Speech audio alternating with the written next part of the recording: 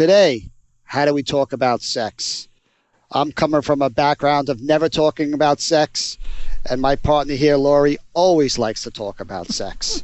So between the two of us, we should hopefully have something to add on this conversation. Something to say. Hey, George and I wanted to send out a message to you guys about the virus and all the suffering that is happening around the world. We just know that there are some of you who your health is threatened or your loved one's health is threatened by the COVID-19 virus. And certainly the world economics are turned upside down. And we know some of you are facing time off and job loss and loss of income and are probably worried and anxious, and rightfully so, because this is a scary time. And we are just offering you our love and our prayers and our hearts to be with you. We're going to continue with the podcast and be here every week with something new to say, but we know that there's a lot going on in the world, and we just wanted to give a little bit of comfort knowing that we are thinking of you, and we too have worlds that are turned upside down, but just wanted to send out a message of blessing and care and encouragement that even if you have to shelter in place, we'd like you to take shelter in each other and reach out to your loved ones, your partner, certainly, your family and your friends, at least through online contact, and maybe have some online parties. Don't socially isolate. Physically isolate, but don't socially isolate. Okay, guys. Sending you love from Foreplay. Welcome to Foreplay Radio, Couples and Sex Therapy. I'm Laurie Watson, your sex therapist. And I'm George Fallon, your couples therapist. And we are passionate about talking about sex and helping you develop a way to talk to each other. Our mission is to help our audience develop a healthier relationship to sex that integrates the mind, the heart, and the body. Hey, check out uberlube.com with the coupon Foreplay. With your support, this really helps us keep delivering free content to you. So your background, they never talked about sex, huh? I think my background is like most people's background. It's like we know everybody's having it, but nobody really seems to talk about it. You know, my family growing up, we didn't talk about sex. Most of the places I've been around, well, I don't know. I guess your friends do talk about sex, but... You were in the firehouse. They didn't talk about sex. Well, I don't know if we want to get into what we talked about at the firehouse here, Laurie. Okay. But I would say that I talk about sex a lot. At one time, I have a funny anecdote. My husband was swimming out in the ocean. He's a really strong swimmer. He was a competitive swimmer. And the raft started to float out. And so he went swimming for it. And I don't know, he was really far out in the ocean. I was scared. And my girlfriend turned to me and she knew I was super anxious because I'm like, come back in, just let the raft go. I was really scared because he was so far out there. And she's like, Laurie, let's talk about sex. It totally distracted me. I'm like, okay, what shall we talk about? I calmed down, and she did it on purpose, of course. And I knew she was doing it on purpose to make me not be anxious. But yeah. And it worked. Well, you have such a healthy perspective on taking a difficult topic and becoming comfortable with it. Yeah, that's the feedback that we get. And we get it about you now, too. So you're doing good. But just that we're having this ordinary conversation about this intimate, difficult subject and setting a model for people to just talk about it. Well, I guess what I'd like to do here today is break this up into two parts. I mean, one, how do we get more comfortable talking to our partner about sex specifically? Mm-hmm. And then maybe part two, more globally, like how do we get more comfortable as a society talking about sex with our kids, with our friends, with our neighbors? Mm-hmm. So where do you want to start? I mean, how do you have a couple where one partner might want to talk about sex, or maybe both don't want to talk about sex, but how many couples out there are actually not talking about it in constructive ways? Yeah, I think that is the main reason people come in to see me, is that they haven't found a pathway to actually talk about it. So they're stuck. If they can't talk about this thing, and it is often one person is more interested in talking about it, but I have asked the sexual pursuer frequently, and do you share, let's say, your sexual fantasies with your partner? They're like, nope. Even people who are oriented and motivated towards sex maybe are not as vulnerable in their conversation about it. The first thing we go through is, what kind of language do you like? How do you refer to yourself? How do you refer to sex acts? How do you refer to body parts? I try to get a feel for it. Most of the time I can tell by the way they're talking about it. And I try to match whatever they say. So if they use cruder language, I'll use cruder language. But I also watch the body of their partner. So let's say a man says something and he refers to his wife's vulva in a way that is a little crasser, and she flinches or she looks a little blank or something. So I always check in. It's like, okay, how does his language work for you? And maybe I get, I don't like that. I've told him I don't like that. Or, well, that's fine. And she just is awkward in the moment. And it is definitely not always the man who is more comfortable talking about sex. Sometimes women have much better language skills about sex and talk about it. Right. So I think that it's important. I have a couple who is pretty stuck right now in the way that they talk about it and experience it together.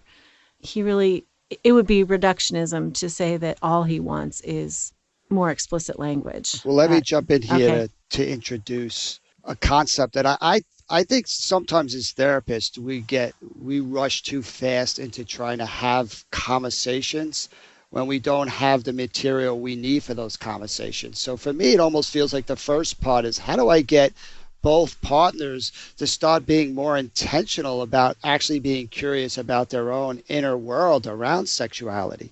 I mean, the big word in therapy is being mindful. Mm-hmm. And I think most of us think about mindfulness as like doing yoga or chanting or this like kind of silent thing. And for me, mindfulness is more about just being present. Can you just listen to the live signals as they unfold, right? Can you really get curious about what does turn you on and what does turn you off, and to really kind of just be present with your body? I mean, we really need that information to be able to have a conversation with our partner, right? If we don't even know what's going on the inside, it's hard to express that in a conversation with our partner. So I like this place better as a starting place. I think that's good. That we're asking people just to first become aware of what they like and what feels good and when they feel erotic, if they feel erotic. And we could do this with food, right? I mean, I love pizza. I don't like sushi. I don't have a problem expressing that, right? I just learned to listen to that stuff. Or baba ganoush, right? Baba ganoush. Weird stuff. But if I'm racing, if I'm trying to have a conversation with my wife about sex, and I really don't know what turns me on and turns me off, I'm kind of set up to fail in that conversation. Mm-hmm. Right, so I do think we need to do some of that work ourselves that says what might turn my wife on or turn her off. And like, how do we start really starting from that place of not knowing? I mean, I think it brings in such a different spirit to a conversation when both people are open to being changed by what they hear and not really sure what's going to happen, than coming in with a list and an agenda and trying to force something for the other person to hear. Mm-hmm. Yeah, this is a nice conversation over wine, not necessarily the Saturday morning coffee, right? This is let's go sit by the fire and talk about some fun things. I mean, that's part of the decision. Like, when do you have it? You don't want to have this right after sex. You don't want to have it in the morning. You don't want to have it during. I mean, there's so many times not to have this conversation, which is, again, part of the problem. Yeah, I have a girlfriend who says, yeah, those are conversations in the bathtub with wine, definitely. But I think one of the things that came to mind as you were talking was, especially for sexual pursuers that say, everything works. Everything works for me. They're not really helping their partner find success. They're not really revealing what their preferences are. Right, so if you're saying that to me, if we're role-playing that together. Okay. Right, you're basically telling me, I'm hearing in the message, and that you got this all figured out. You're super comfortable with everything. You're into everything and excited about everything. Therefore, the problem is all on me, right? And that means there's more pressure on me, and I don't really want to deal with that or have a conversation about it, because now we're trying to figure out my problems. That doesn't sound like we're exploring together. That looks like you're trying to fix me. Okay, so if I was the more comfortable one, my partner, you, the less comfortable one, are you a man or a woman? I'm a man here. Okay. Okay. So, and then I would ask you, how would I say that is what you're saying? How would I role play that? If you're the one who wants to have a conversation, and you have a lot of openness around that, and I don't. How do you initiate a conversation that's going to invite me into the space instead of kind of making me feel more pressure? So hard. You'll probably have to fix this after I say this, George. So I would say I loved what we did last night, and it was so great to be together, and I love most of what we're doing. I would just love to know more about your mind and what you think about and what you imagine sometimes. And I'm wondering if you would be able to tell me that, or if we could have a conversation. I was sort of thinking, let's go sit by the fire and have some wine and talk about that. How does that sound to you? It sounds pretty good. I did good. I liked how you were being delicate, right? And you're trying to be aware. I mean, it's hard because my brain is so sensitive to hearing criticism around this topic. But I like that you were trying to show interest in what might be happening in my world. Also, reassurance first, I think. Wanting my partner to know that I'm not interested in criticism or changing things, or that I'm disappointed in something and that this is just a trap, right? I'm going to lay something on you that is bad news. It's like I want them to feel really safe to come over and talk with me. And I guess I'm trying to communicate that by saying I loved what happened so that the person, my partner, feels safe. Yeah, I think front loading that conversation is really helpful for me, for you to be explicit, to say, hey, you know me, I get jazzed up about this stuff. You know, I really want to talk about it. It's how I show my love, and I want to know more about you. But I also know sometimes that doesn't land that way for you, right? So again, the spirit of this conversation is that I just want to know you better. There's so much going on there that I just think is pretty cool. And whenever you kind of want to talk about that stuff, I'm here. That openness kind of, I feel, a softening for me. But explicitly saying, I know in the past this has kind of made you nervous, or, you know, you felt like I've been disappointed, and we haven't had a whole lot of good talks about this. You know, something happens between us, and I know that, and I'm really hoping for something different this time. I want you to feel safe. I'm not unhappy. I'm happy with how it's going. I want you to know that. I just want to know more from you.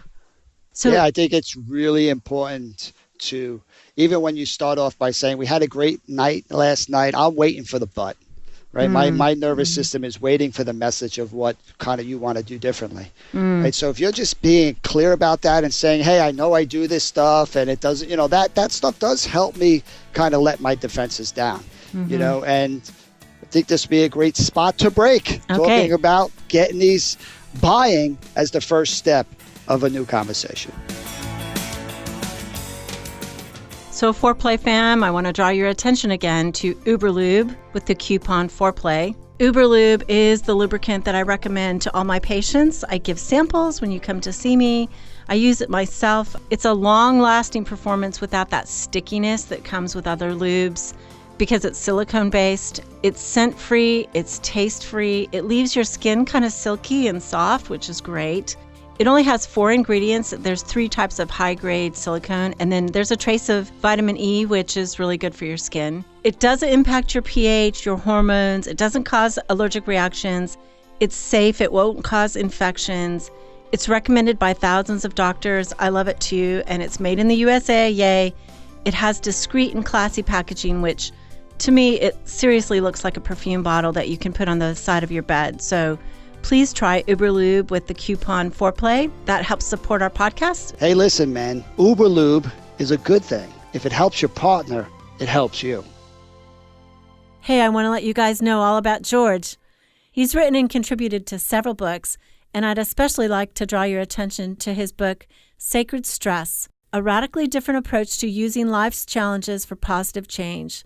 His book is about a mission on how you adopt new strategies and turn stresses into a positive force in your life. And who among us doesn't live with a lot of stress these days? We'll keep you posted as to all he's doing. But George and other EFT therapists all around the country and the world hold couples retreats called Hold Me Tight, which is developed by Sue Johnson, and it helps secure your own relationship. If you'd like therapy with George, find him at georgefowler.com.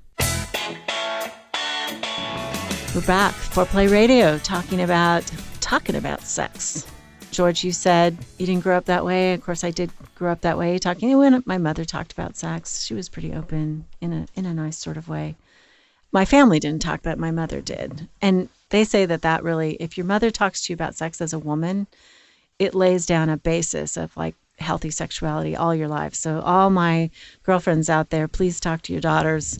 Please give them all the right names of their body parts and everything. And, talking about it, that's a legacy that you can really impact their sexual health forever. Right. And that key word is healthy sexuality. I think, unfortunately, in not talking about it, or most of the time when I would hear it growing up, it's the bad things that happen, get people pregnant, disease, all this that starts to really, even outside awareness, form somebody's capability of kind of wanting to have this conversation. So for me, thinking about my sons, I don't want to save the sex talk for this one big conversation at the right time. I think it's more about a way of being around sexuality. If I really live a sexually healthy life, it's just normal for me to want to pull the people I love into that perspective. It becomes something easier. And that sounds like exactly what you've done with your kids growing up, right? It's your mom passed that on to you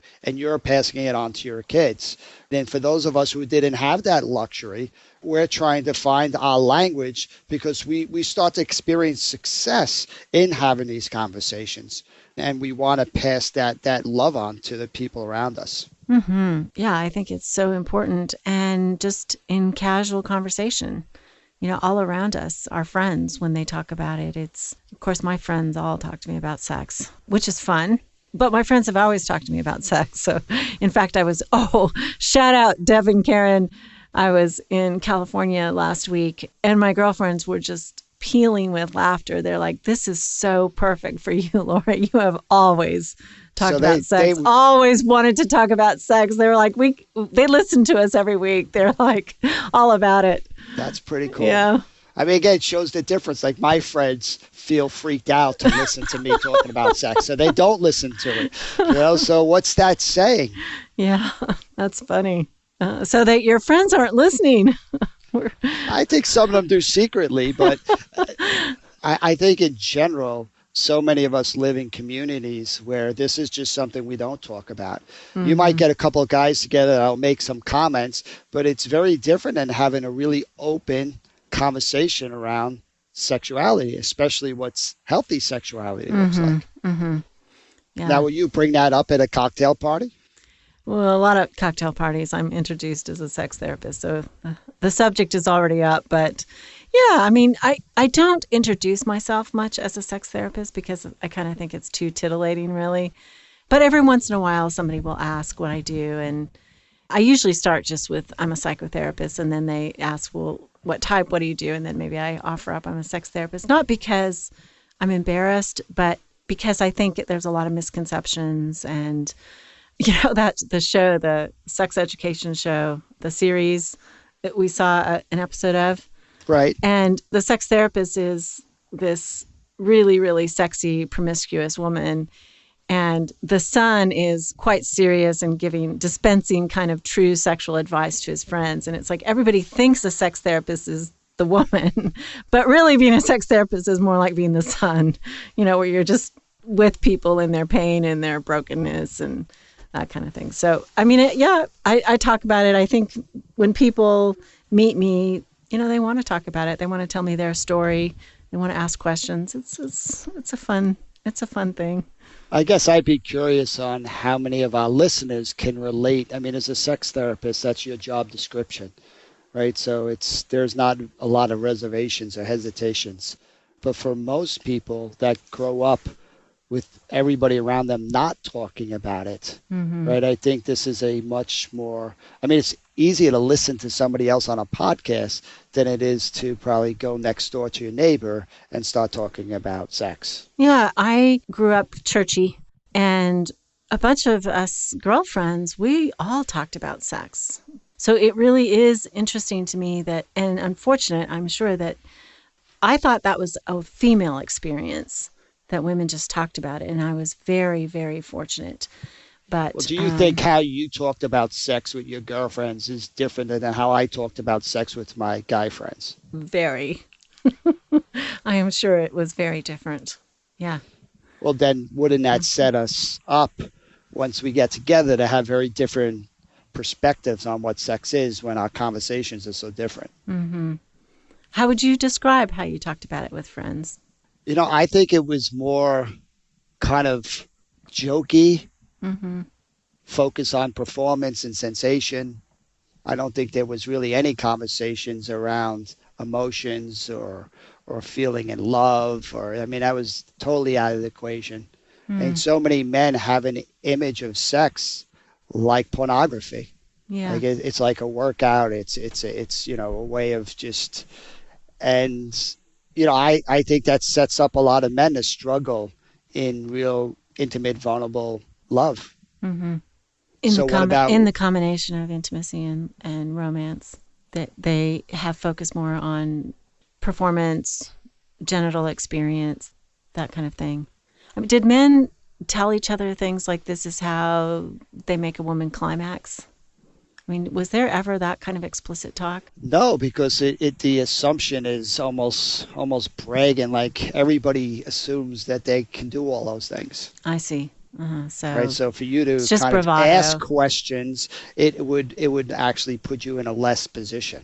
Like, Hmm. how did you do that? If you wanted like help or a play-by-play, everybody's going to wonder like, oh, you're not so good at this then. Yeah. So no, my girlfriends and I, we talked about all of that. I mean, What felt good? What instructed, yeah, about how to give oral sex, how to get oral sex. I mean, just everything down to the wire. And I mean, we certainly talked about our romantic feelings, our guilty feelings, our the relationship. I mean, we were mostly all pursuers, right? So you can imagine the length of conversation, George, that we had about the men and boys we were involved with. I mean, it was just tearing everything apart. But certainly there was a lot of explicit talk about every aspect of sex. but not having that explicit talk with the very boyfriends. Right. What do you Probably think not. stops that? I Here you think, are talking about hours with it with your girlfriends, yeah. and then when it comes to the boyfriend who's doing it with you, very little communication. Yeah. I mean, I think my own experience is that, again, in sexuality, as a woman, you're not supposed to tell, you're not supposed to demand, you're not supposed to even really know anything. So it becomes very hard. Look, I'm tongue tied right now as we're talking about it. It's like it's really hard to talk about that. I don't think it's hard in my adulthood now, but I think most women had that same experience growing up. So you feel that the men don't want to hear it? Like, what's going to happen? Well, you can share it with your girlfriend, but you can't share it with your boyfriend. So I'm just trying to understand the block. What do you think? You have the understanding, you have the words, and yet it doesn't get translated to the boyfriend. So what that stops is that? a brilliant question. So I think, yes, some of it is, I mean, lots of feelings about you'll hurt his feelings because he doesn't know what he's doing. And you don't want to tell him he doesn't know what he's doing. And This is hilarious. You don't want to hurt his feelings, and he's got to pretend he knows what he's doing because he don't want his friends to think less of him. So this is a whole game we're playing here. Right? that's right. I'm sorry. Keep going. And I don't think many guys are asking women. And, you know, as a woman, this is another reason But the guys are being consistent because they're not asking their guy friends either. Wait. Right? So I think one of the main reasons I don't tell people that I'm a sex therapist is nobody asks. Like men, when I'm in a conversation with a man, just at a cocktail party or at church or wherever, they don't ask me what I do. They're not curious. There's very much a gender difference that men are to initiate conversations and women are to respond. And in the bedroom, absolutely. There's this sense that as a woman, you want your partner to begin the conversation. It is not up to you to begin the conversation. I'm telling you from my gut what it feels like. It's fun to have this conversation. I'm going back to my high school days to like I was consistent. I didn't get that feedback from the guys I was with, and I didn't get it from the girls I was with. So Mm-hmm. no wonder why I didn't really have a lot of conversations around that besides the joking around. Mm-hmm. What you're saying is interesting. As the girls are having deep conversations around both the emotions of it, the physical of it, what works, what doesn't work, and yet there's a fear from women to kind of, even from that early time, to express any of that because somehow that's going to hurt the guy's feelings. And there's a lot of other things. It's like it's not ladylike to talk so graphically about it. It's not. I mean, there's just so But it's much. ladylike to talk to your friends about it. Yeah, that's okay. Okay. Yeah, because we're all in it together. I feel like we're getting, as a man, I'm getting a sneak peek into like the secret room that women do these things with. That's right. Yeah. I still would say with some of my very close girlfriends, we talk explicitly about sex. Definitely have had deep conversations recently about sex with women that are just girlfriends. Everything from our feelings to explicit stuff. Still getting tips from my good Well, girlfriends. do you think most women, I know we're wrapping it up here, though, are as comfortable talking about it as you and your friends were growing up? Or are there, a lot of women out here that don't talk about it just like men don't talk about it? I think there's a lot of women that don't talk about it too. Yeah, I think I have been super blessed in life to have found girlfriends that will talk about it. And maybe it's me, some of it as a common denominator. But my patients, when I tell them, really, you never talk to your girlfriends about it? It's like, not even one. Nobody. I don't even talk to my sister about it. I'm like, oh man, how lonely. And they're not talking to their partner about it. So for me, these themes that we keep rehashing throughout all these podcasts is, we're connecting with the good reasons people don't want to talk about things. They don't want to get hurt. They don't want to be embarrassed. There's so many things that stop it. Mm-hmm. But it's the avoidance that so often is then the root of the creating the distance and those low levels of engagement. So what we're doing here today is really just trying to make it a little bit more comfortable for people to confront having these conversations and to start to see sex in that much healthier way, the opportunities, not just the problems that are going to occur with it. Yeah. Last thought, I think that certainly the conversations with my girlfriends was a conversation also about healthy sex and eroticism. It wasn't all about the bad stuff. And that's so good to have a perspective that this is enjoyable and pleasurable. And I am surrounded by female sexual pursuers. Like a lot of my girlfriends are female sexual pursuers, so we resonate with each other. I like the last comment being around a really balanced view of talking about sex that can be both the problems and the beauty of it. Yep. Okay, you're listening to Foreplay Radio's Sex Therapy. Keep it hot. So, George, we're going to offer an intensive on May 14th in Raleigh to 2 couples. We have 2 2-hour slots, and we would love to get a couple to come in who has sexual problems, and you'll be able to work with George and I. Right, George? That's right. What a great opportunity to just open up some space to hang out and see if we can make some progress in these areas we're stuck in. You can just reach us on Foreplay Radio by email and let us know if you're interested. There is a cost for both George and I, and we are videotaping this for our trainings that only are shown to students. We look forward to seeing you there. Hey, don't forget to check out uberlube.com with the coupon Foreplay. Buying this product is a really good way to support us, and it helps us keep delivering free content to you. And Foreplay family, I want you to know we had our highest download day ever, thanks to you. Our downloads are just increasing by leaps and bounds. We are so grateful for your sharing. Thank you again. Definitely subscribe. That helps our rankings in iTunes, which is important for us. Call in your questions to the Foreplay question voicemail. Dial 833-MY-4PLAY. That's 833-4-PLAY. And we'll use the questions for our mailbag episodes. All content is for entertainment purposes only and should not be considered as a substitute for therapy by a licensed clinician or as medical advice from a doctor.